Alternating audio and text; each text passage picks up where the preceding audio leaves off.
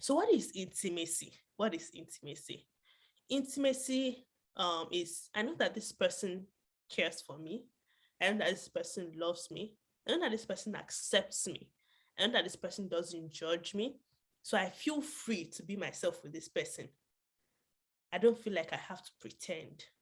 I don't feel like I have to to act like, I have to act like a well-behaved person, or well-behaved child. And then, like when we go out for a party or for an event, many times we keep our decorum, we sit well, we talk well, we don't eat too much, we don't talk too much. But when we get home, as ladies, for instance, the first thing you do when you get home, you maybe fling your wig, fling this and that, you know because you are now finally home, you are finally in a space where nobody is looking at you and trying to measure your actions and see if you are doing well, if you are acting properly. You are now in a free to be yourself zone. Now you can relax and things like that. So that's how it is with God. When we realize how much God is not looking at us to say, okay, are you up to par? Let me see if she's doing well. Let me measure her. Let me gauge her. Let me see if she's okay, if she's behaving well. That would determine how I react to her. Once we know that God is not like that to us, we are free to relax. Like when we get home, when we are in our comfort zone, God is our comfort zone. If you don't yet feel like God is your comfort zone, you are yet to be completely convinced of his love. Once you are convinced of his love, God will become your comfort zone. You would be free with him. You would relax. You will sit back with him. And that is the beginning of intimacy. When I'm free to be with a person, when I'm free to open up, share with them my joys, my pain, my hurts, my fears, my disappointments, my dreams, no matter how crazy they may be, my experiences and everything. And I know that they're not going to look at me some way or feel like, oh, what are you saying? What do you mean? Or feel like, oh, I never expected you to say things like this.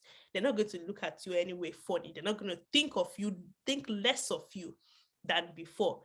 When you feel that way with a person, you are actually becoming more intimate with them. You are free to open up your true self to them and be completely vulnerable and open with them. That is intimacy. Do you feel that way with God? Do you feel like God is your safe space? Do you feel like God is your best friend? Do you feel like God is your paddy? Do you feel like God is your, you know, the first person you want to tell the things that are bothering you to? Do you feel like God is the first person you want to share your joys with?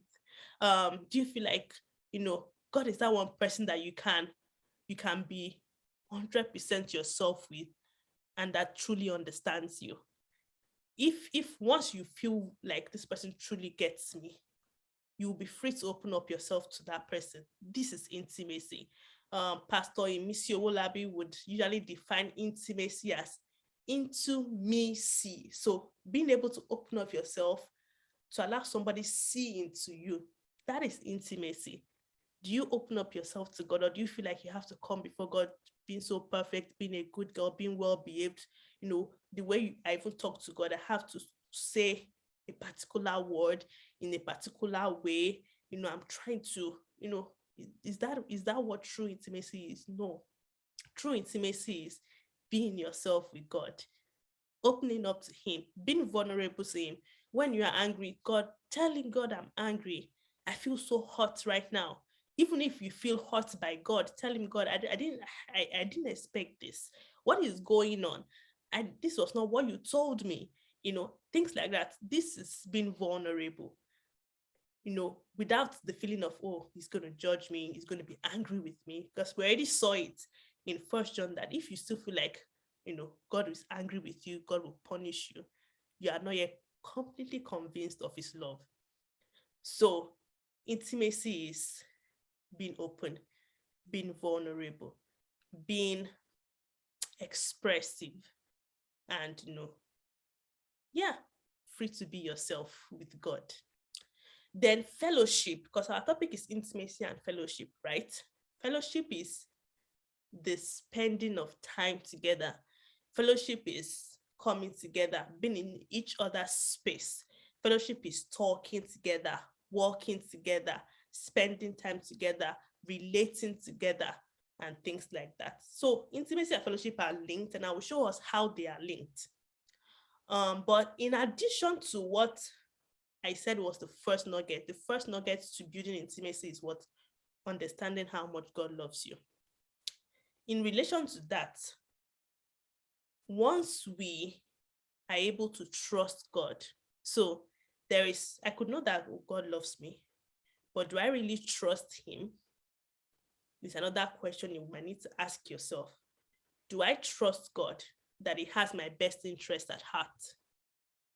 So even when things don't work the way I thought they were going to work, or the way I thought he said they were going to work, do I still trust him that he's still working things for my good? Do I trust him? Do I trust him? Do I trust in his promises? Do I trust in his character? Do I trust his integrity? So developing trust in God is also based on love. Once we know who God is, once we know that he's a God that loves us, he's not trying to harm us. He's not trying to hurt us. No.